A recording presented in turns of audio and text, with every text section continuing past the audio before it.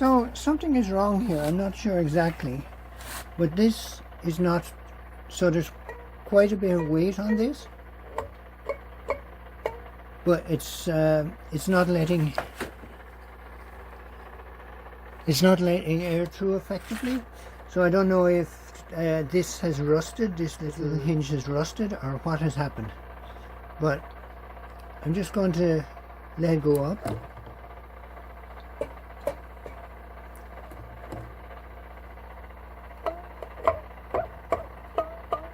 There's still quite a bit of weight on it.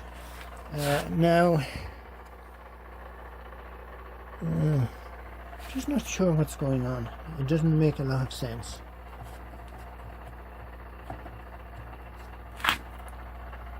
And here's the air pressure. It's not working as I would have expected. So yeah, it's one of these little mysterious things that I have to figure out. After playing with it, just a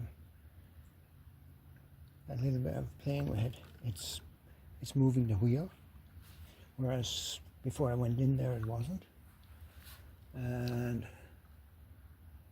can't really see where it's pointing, but yeah, I'm not sure what is wrong.